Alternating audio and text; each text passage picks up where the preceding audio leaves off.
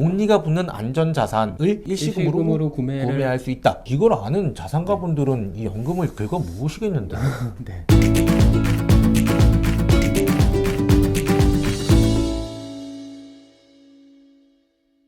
안녕하세요. 보험 전문 기자 뉴스포트 김승동 기자입니다. 연금 보험을 사고 팔 수 있다는 것을 알고 계신가요? 이게 불법이냐고요?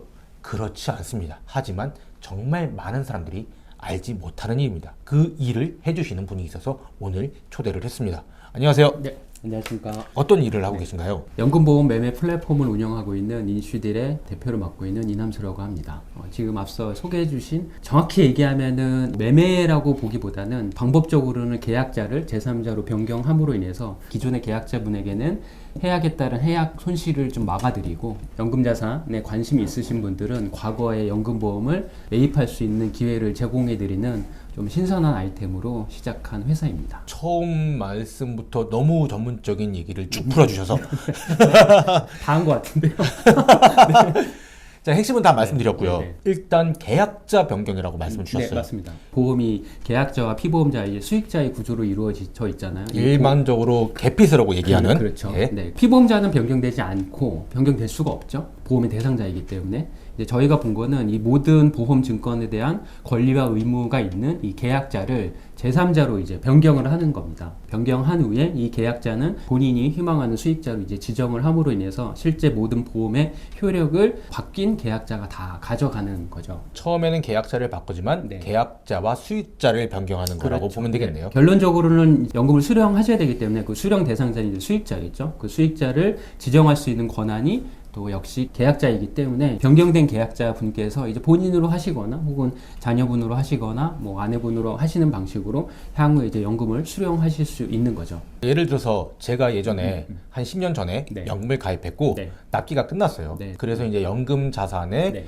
해지 환급금 1억 정도가 쌓여 있다고 가정하죠. 네, 네. 그거를 제가 돈이 필요해서 아직 연금을 받을 나이는 안 됐고 이 연금 보험을 해지하려고 하니 좀 아깝고 아깝죠. 이거를 어떻게 하면 좋을까? 연금을 나중에는 1억이 아닌 1억보다 훨씬 더 많은 돈을 받을 수 있는데 맞아요. 지금 해지하면 너무 아깝다. 그렇죠. 근데 대출을 받기는 좀 쉽지 않고 그렇죠. 네. 이 경우에 나는 이 연금을 어떻게 활용할 수 있을까라고 고민하고 대부분은 깨져. 맞아요. 네. 근데 이게 아니라 1억이 아닌 1억 1천만 원 혹은 1억 2천만 원의 프리미엄을 받고 맞습니다. 대표님께 넘길 수 있다. 그렇죠. 이렇게 네, 생각하면 되는 거죠. 네, 맞습니다. 이게 어떻게 가능한 건지 좀 더 설명을 해주실 수 있을까요? 일단 계약자를 변경할 수 있다라는 것은 상법상에서도 이제 명시가 되어져 있습니다. 계약자는 수익자를 지정할 수 있는 권한이 있다라고 명시를 하고 있고, 2011년도에 이제 금감원 안내사항에 보시면 계약자는 그 보험계약 유지가 어려울 경우에 이 보험증권의 권한을 계약을 제3자에게 양도할 수 있다고 명시를 하고 있어요. 그리고 중요한 일반 보험 약관에 봐도 계약자는 회사의 승낙을 얻어 계약자를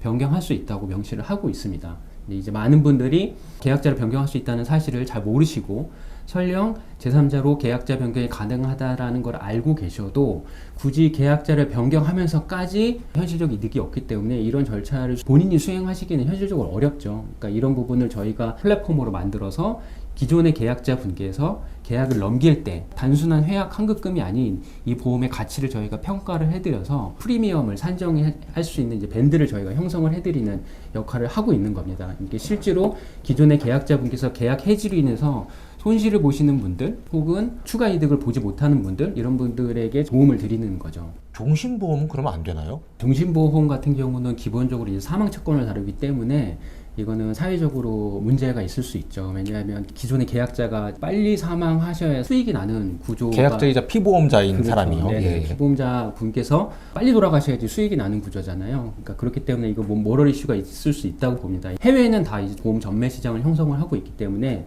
이것도 우리나라에 좀 도입을 하자. 노후에 지병이 있으시거나 그랬을 때 이제 치료비 명분으로 이 종신보험금을 빨리 수령을 하셔서 생존 기간에 혜택을 받으실 수 있게 종신보험도 매매가 되게끔 하자라는 법안 발의가 있었는데 그게 사실 부결됐습니다. 이유는 뭐 여러 가지가 있겠지만 뭐 보험사 입장도 있을 거고, 근데 이제 제가 생각하기에는 이제 모럴 이슈가 굉장히 크다고 봐요. 빨리 사망하셔야지 수익이 난다는 구조는 아무래도 우리나라 사회에서는 불편한 현실일 수밖에 없기 그러니까 때문에 모럴 이슈가 있다는 거는 네. 계약자, 피보험자 저고 수익자가 저희 유가족 중에 한 명이었는데 그렇겠죠. 제가 이제 돈이 필요해서 이거를 타인이 제 종신보험 계약을 예를 들어서 가져갔다고 가정하죠. 사갔는데 제가 빨리 사망해야지 이 사람은 그렇죠. 사망보험금을 네. 타가셔야 되니까. 수익을 현실화할 수 있으니 그러면 제가 빨리 사망할 수 있게 기도를 열심히 하거나 맞아요. 어떤 다른 방법을 쓸 수 네, 있다 네, 네. 이거죠. 그렇죠, 이 다른 그렇죠. 방법을 쓸 수 네. 있다가 모럴 이슈라는 거죠. 맞습니다. 그러면서 사회적 무리가 굉장히 큰 있을 거죠. 수 있죠. 근데 연금보험은요? 연금보험 같은 경우에는 이제 기본적으로 사망채권을 다루지 않고 보장성 보험이 아니기 때문에 이거는 보험사가 취급하는 하나의 그냥 금융상품입니다. 그러니까 물론 사망특약이 있죠. 생보사에서 취급하다 보니까. 근데 이제 본질적으로 이거는 금융상품이기 때문에 아무래도 종신보험과는 상당히 결이 다르고 이것은 계약자가 제3자로 변경됐을 때에도 이 제3자 입장에서는 이분이 사망보험을 타고자 함이 아니라 이제 연금을 수령하시기 위한 목적이기 때문에 개념 자체가 다르다고 이해하시면 될 것 같아요. 그래서 저희도 지금 연금보험 매매 플랫폼을 운영을 하고 있는 거고 절대 이 플랫폼 내에서는 보장성 보험, 종신보험 같은 거래는 이루어질 수 없습니다. 분석 자체도 안 되고요. 또 하나가 아까 말씀하셨던 것 중에서 보험의 가치평가라고 네. 말씀 주셨는데 보험 가치평가를 어떻게 하게 되는 건가요? 이 보험이 갖고 있는 미래의 가치가 분명히 존재하죠. 그 연금보험 같은 경우에는 기본적으로 보험이 제공하는 공시이율과 복리효과 그리고 절세효과 최초의 계약 당시에 적용되었었던 경험생명표 이런 등등의 보험이 최초 설정됐을 때 다양한 값들이 이제 존재를 하고 이 보험이 수령되는 시점, 뭐 15년이든 20년 후든 그 시점의 가치가 또 추정을 할 수가 있습니다. 충분히. 그거를 다시 현재 시점으로 할인을 하는 거죠. 만약 이렇게 됐을 경우에는 저희가 보는 이제 이 가치 평가의 밴드는 이 보험이 갖고 있는 현재 해약 환급금 보통 많은 분들이 현금으로 유동할 수 있는 방법이 해지밖에 없기 때문에 해지 환급액만 보시죠. 근데 이제 저희가 보는 건 이 보험의 미래의 가치를 현재로 할인하였을 때는 해약 환급금 이외에 이 정도의 가치가 있는 겁니다. 이 상품을 갖고 계신 겁니다. 라고 이제 안내를 해드리는 거고 물론 저희가 설정해 놓은 이 밴드 폭 안에서만 거래가 가능합니다. 무리한 금액을 계약자분께서 배팅을 하실 수는 없고요. 그 밴드 안에서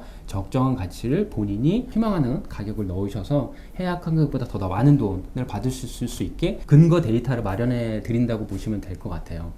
예를 들어서 지금 연금보험에 만약에 가입한다고 하면 네네. 보험료가 산출되는 가장 중요한 지표 중에 하나인 예정이율이 2%대로 알고 있어요. 네네네. 지금 촬영하는 일자가 2023년 2월 23일이거든요. 네네. 그러니까 지금 공시율이 많이 높아졌다고 하지만 3%쯤 되는 걸로 제가 기억하고 네네. 있어요. 그 정도 됩니다. 네. 네네네. 한 20년 전쯤에 연금보험을 가지고 있는 사람은 모두 다 얘기하는 게 그때 가입 금액 좀 더 할 걸 그랬어라고 해요. 그렇죠. 왜냐하면 이율이 거의 10% 가까이 되는 상품들이 많아요. 네, 8, 9%짜리도 있고. 예. 그러니까 매년 10%의 복리가 붙는 연금보험에 1억이 들어있을 때의 10년 후의 가치와 2%의 이율이 더 붙는 연금보험에 똑같은 금액이 들어있어도 미래 가치는 굉장히 다른 거잖아요. 그렇죠. 그거를 맞습니다. 현재 가치로 측정했을 때가 프리미엄이라는 거죠. 맞습니다. 보험의 가치 평가가 훨씬 더 높게 측정되는 거는 과거에 금리가 높은 시기에 가입했던 연금보험이겠네요. 그렇죠. 맞습니다. 기본적으로 프리미엄이라는 것은 결국에 사가시는 분 입장에서 현재 시점에 관심 있는 이 과거의 연금보험이 예를 들면 1,000만 원짜리다. 이 1,000만 원이라는 돈을 들고 기타 안전자산에 투자했을 때 대비 어느 정도의 퍼포먼스가 나는지를 또 비교를 하는 거죠. 그러니까 이것은 계약을 갖고 계신 분 입장에서도 중요하고 이 계약을 가져가실 투자자분 입장에서도 굉장히 중요한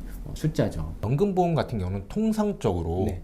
7년 내외에서 사업비를 거의 대부분 제외해요. 그 7년이 지나면 이제 사업비가 더 이상 발생하지 않는 거죠. 네. 그래서 수익이 아무리 적게 나더라도 네. 손해를 볼 가능성은 없는 거죠, 사실상. 없죠. 7년쯤 지난 계약이면 정말 안전자산이네요. 복리가 붙는 안전자산을 일시금으로 구매할 수 있다. 할 수 있고 7년이 이미 구간이 넘어간 해약 환급금이 기납입원금을 초과했을 경우 이때는 이미 이제 수익이 나신 상태고 그때부터는 아무리 낮은 이자여도 복리로 계속 불이가 되고 또 10년이 넘으면 전액 비과세라는 것 자체도 하나의 큰 수익률입니다. 내야 될 이자 소득세를 안 내기 때문에 그거 역시도 수익인 거죠. 반대로 얘기하면 그 7년 안에 이제 계약을 해지하셨을 경우에는 상대적으로 원금 회수가 어려운 거죠. 손해보고 이제 해지하시는 거고 저희가 보는 최초의 이제 포인트는 7년이 안 되시는 분들 이제 보통 보험 계약이 가장 많은 해지가 발생하는 게 실제로 이 7년 안에서 해약이 굉장히 많이 일어납니다. 손해보시고 이제 해약하시는 거죠. 보험이라는 건 일단 번액 현금화 시키기 어려운 금융상품이기 때문에 유동화 시킬 수 있는 방법은 해지밖에 없잖아요. 저희가 이런 것들을 조금이나마 계약자 변경을 통해서 손해를 좀 덜 보시게끔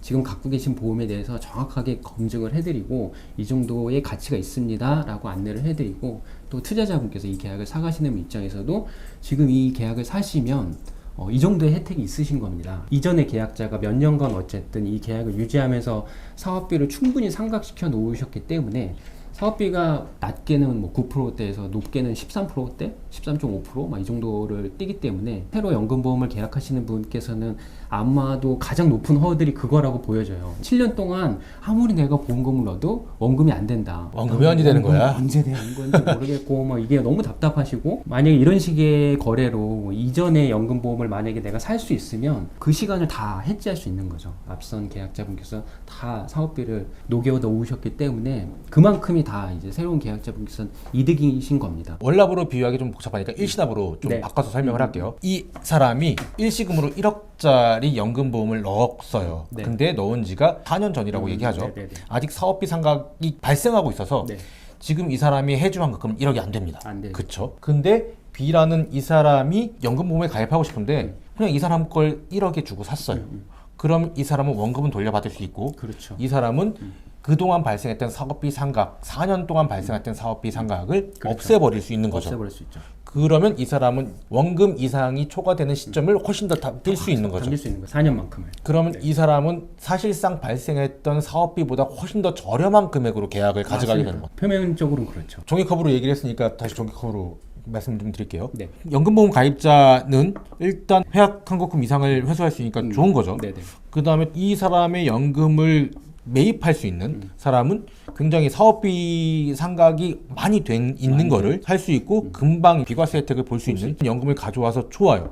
근데 이게 중개해주는 설계사는 어떤 이점이 있을까요? 계약자분께서 사용하시는 매수 매도가 일어나는 인슈딜이라는 플랫폼이 하나 있고요. 인슈딜 파트너라는 서비스가 하나 또 존재합니다. 설계사분들께서 사용하시는 이제 서비스예요. 이와 같은 이제 거래가 일어났을 때에 모든 보험에는 이제 보험증번에 딸려 있는 이제 설계사분이 계시잖아요. 이 설계사분께 이 매수 매도가 일어나는 모든 과정을 중개할 수 있는 장치를 저희가 인슈딜 파트너를 통해서 마련을 해놨습니다. 계약자분께서 인슈딜 서비스에 만약에 이제 본인 연금보험을 매도를 시도만 하셔도 설계사분이 사용하시는 인슈딜 파트너에 이제 푸시가 올라옵니다. 홍길동 고객님께서 현재 이 보험을 매도 요청하셨습니다. 설계사분께서는 아시는 거죠. 아, 내 고객분께서 지금 연금보험 계약을 매도하셨구나 라고 아시고 직접 중개해도 가능하십니다. 이제 새로운 계약자분께서 보시는 투자용 레포트가 이제 매도를 하면 이제 즉시 발행이 되기 때문에 레포트를 보고 이 보험이 얼마나 매력적인지, 가져가시면 얼마나 좋은 보험인지를 가장 잘 설명하실 수 있는 분은 역시 설계사분이시거든요. 본인이 잘 아실 거라고 보여져요. 직접 만약에 이걸 갖고 세일즈를 하셔도 되고, 이 플랫폼 내에서 자연적으로 체결이 됐으면 저희가 새로운 계약자 정보를 설계사분께 이제 드립니다. 인슈딜 파트너 서비스를 통해서. 그러면 이 설계사분께서는 아무 노력 없이 새로운 고객분에 대한 정보를 이제 드리는 거죠.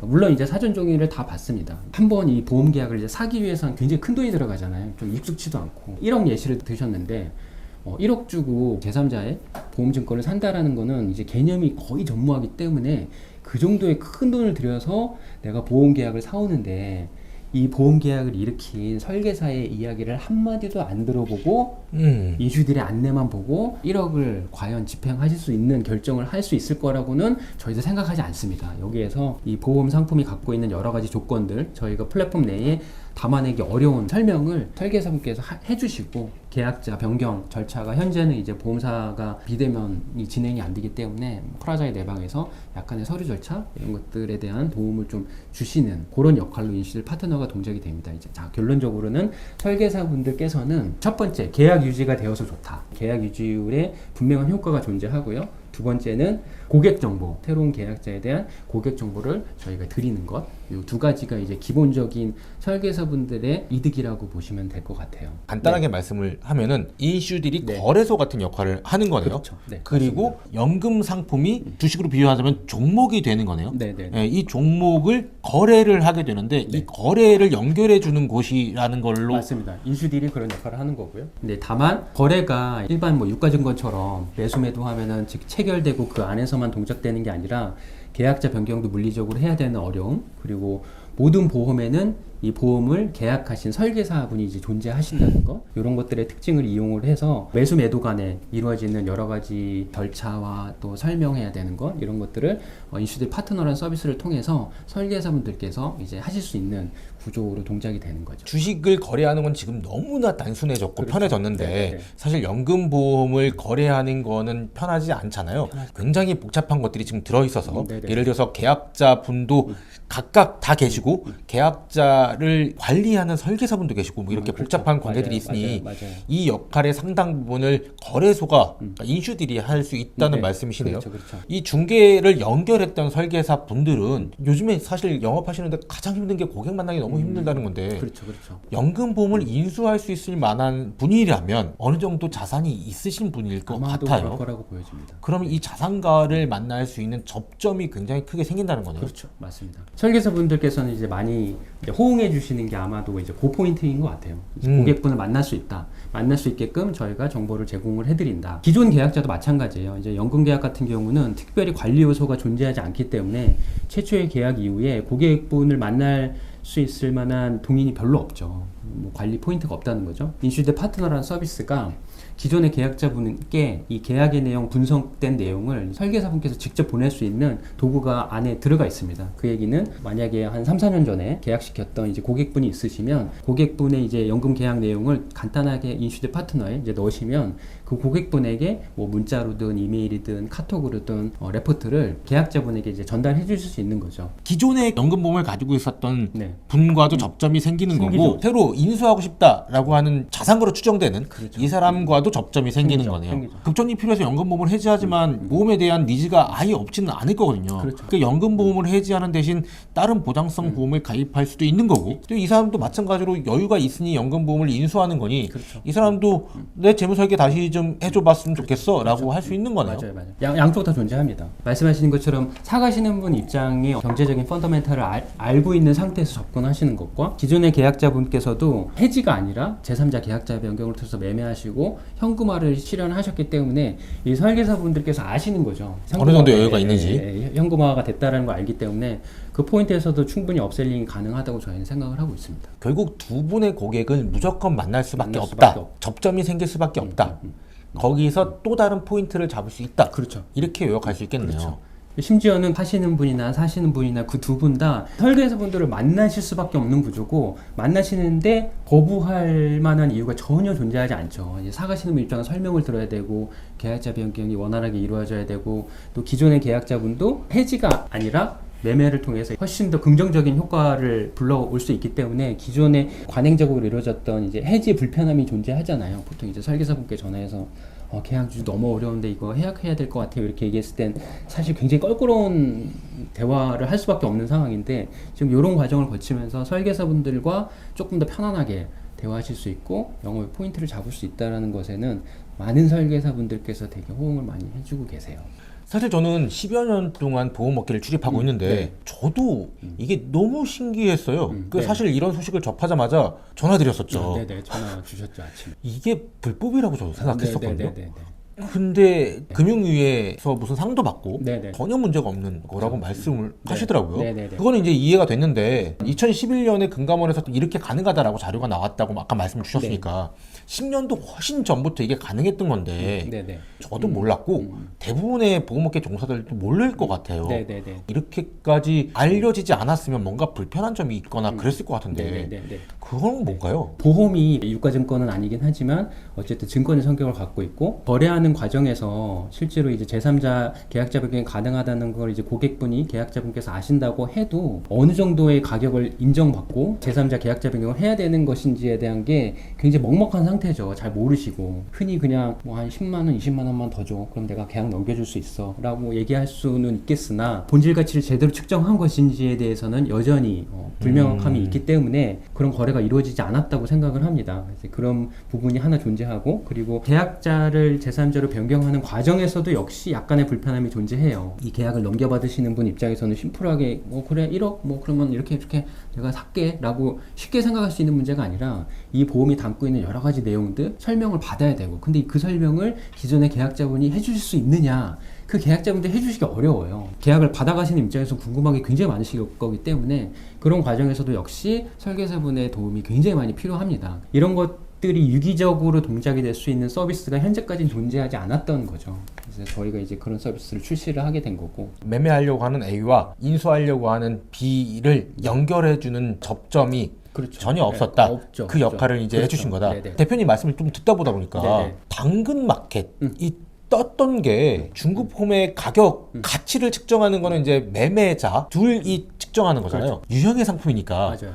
보고 흠집 안 났네. 오케이 살게요. 그럼 그렇죠. 가면 되는데 그렇죠. 보험은 무형의 상품이란 말이에요. 그렇지 않죠. 거기에 이제 계약자들도 궁금한 것들이 많이 있고 중간에서 당근마켓처럼 설계사분이 해주시는데 뒤에서 도와주시는 당근마켓 플랫폼을 인슈딜이라는 곳에 연금보험 당근인데요 라고 압축할 수 있을 것 같은데요. 근데 이제 당근은 거래자 간의 가격이 형성이 되는 거고 저희는 최하방선과 최상방선에 대한 가격을 저희가 설정을 해드리는 역할 그리고 당근마켓 같은 경우는 두 분이서 약속 잡고 만나가지고 상품 거래하면 되지만 보험은 그렇지 않다. 보험은 그렇게 거래할 수가 없다. 그래서 설명도 들어야 되고, 그러니까 그런 역할을 중간에 이제 설계사분이 사용하시는 인슈딜 파트너라는 서비스가 같이 동작이 된다라고 이해하시면 될 것 같아요.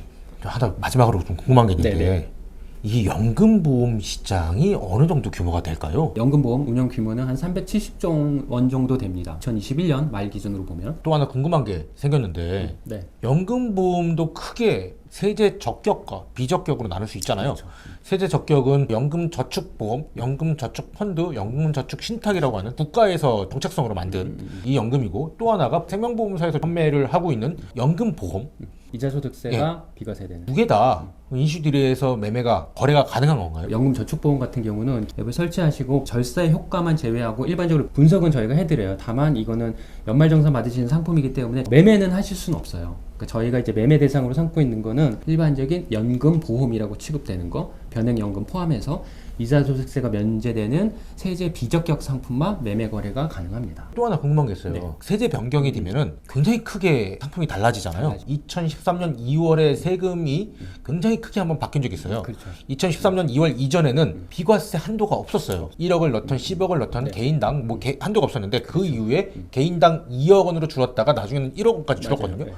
그러면 2013년 이전에 가입한 걸 인수하는 사람은 굉장히 좋겠네요. 굉장히 좋은 거죠. 왜냐면 그때는 금리도 그렇죠. 높아- 네, 금리도 예. 높았고 비과세 요건이 유지가 되고 심지어는 그때는 납입 한도가 없었기 때문에 이 계약을 가져왔을 때 이 추가 납입을 할 수 있다는 장점을 활용해서 더 많은 금액을 적립할 수 있고 이 모든 금액이 다 비과세까지. 그러면은 예를 들어서 예전에는 부자였는데 갑자기 이제 그 상황이 안 좋아졌던 사람이 2013년 이전에 네. 100억짜리 일시납 연금보험을 가입했다고 하죠. 네네네. 그거를 이제 인수를 해왔어요. 그럼 여기서 이제 불러가서 붙어서 130억이 됐는데 이거를 이 사람이 프리미엄으로 150억을 가져왔다고 하죠. 그러니까 기납입보험료가 100억이니까 보험업법에서는 기납입보험료의 2배까지 추가로 납입이 할수 가능하잖아요. 있죠. 200억을 추가 납입해서 이 모든 금액이 다 비과세로 혜택이 혜택이 될 수 있죠. 자산가한테도 정말 굉장히 좋은 효과가 있는 혜택이 있는 이제 상품인 거고 물론 이제 가져가시는 분들은 이 모든 조건을 다 가져가시기 때문에 이제 새로운 계약자분은 당연히 이득이고 기존에 이런 좋은 상품을 갖고 계셨던 이 계약자분도 저희 인슈딜 서비스를 통해서 훨씬 더 높은 프리미엄을 받으실 수 있게끔 저희가 설계가 되어져 있는 거죠. 또 하나 궁금한 게 있어요. 과거에 가입했던 사람이 네. 경제적으로 어려움이 있었으니까 연금보험을 해약하거나 혹은 이거를 매매할 수 있다고 알게 되면 매매를 하려고 하는 거잖아요. 네네. 이 연금보험으로 약관대출이나 증도인출을 받았을 것 같아요. 네. 그럼 그거는 뭐 제외하고 뭐 어떻게 뭐 되는 게 있겠죠? 그렇죠. 대출 같은 경우는 상환을 하거나 승계 조건으로 해가지고 계약을 가져가시는 걸로 되고요. 중도인출 같은 경우는 더 좋죠. 100억짜리다. 근데 이제 사가시는 분 입장에서 100억은 없어. 중도인출은 50%까지 가능하기 때문에 사가시는 분 입장에서는 현재 여기에 쌓여있는 금액보다 중요한 건 이 상품에 대한 조건이잖아요. 이 조건을 가져가신 게 중요한 거기 때문에 전체 인수금액이 만약에 좀 부족하다. 새로운 계약자분께서 그러면은 기존의 계약자분께서 50% 정도 중도인출로 상환해 가시고 사가시는 분 입장에는 50% 정도 이제 디스카운트 된 가격으로 이 상품 조건이 갖춰져 있는 이 상품만 가져가시는 거죠. 아, 네. 그러니까 결국 핵심은 과거에 굉장히 좋은 조건을 인수하는 거니까 그 중간에 중도 인출이라든가 뭐 이런 그 여러 가지 장치들로 인해서 그렇죠. 가격을 또 한번 조정할 수도 그렇죠. 되게 재밌네. 네, 맞습니다. 다시 한번 질문을 드리는데 추가 납입도 가능하다고요? 가능하죠. 물론 이제 상품마다 조건이 좀 상이하기 때문에 그것은 약관을 꼼꼼하게 확인해 봐야 알겠지만 대체적으로 납입금의 한 2배 정도는 추가 납입이 가능하기 때문에 이 계약을 인수해 가시는 분 입장에서도 그 요건을 확인하셔서 추가 납입으로 계속 더 높은 적립금을 쌓으실 수 있는 거죠. 이걸 아는 자산가분들은 이 연금을 긁어 모으시겠는데. 네. 상품이 굉장히 매력적이고 또 위험 자산이 아니기 때문에 채권 투자하듯이 충분히 투자에 의미가 있다고 생각을 합니다. 오늘 되게 재밌는 말씀을 들었고요. 네네. 설계사분들께서 이 얘기를 잘 몰라서 그렇지 알게 되시면 굉장히 활용할 수 있는 포인트가 많은 것 같습니다. 네, 맞습니다. 마지막으로 하시고 싶은 말씀이 있으신가요? 저희 서비스가 이제 워낙에 생소한 서비스이기도 하고 이 서비스가 제대로 동작되기 위해서 절실한 대상은 우리나라에서 열심히 활동하고 계시는 이제 많은 설계사분들입니다. 이 설계사분들에게 기존의 계약자분, 고객분들과의 어떤 영업적인 터치 포인트를 저희가 마련을 해드리고 부족할 수밖에 없는 어려운 이 보험의 상품을 설계사분들께서 고객에게 충분히 잘 설명을 해주셔야지 이 거래가 제대로 이루어질 수 있기 때문에 저희 서비스는 무엇보다도 설계사분들의 도움이 절실하게 중요합니다. 많은 설계사분들께서 인슈드 파트너 서비스를 많이 이용을 해주셔서 활용을 해주시면 좋을 것 같습니다. 이상으로 오늘 마치도록 하겠습니다. 감사합니다. 네, 감사합니다.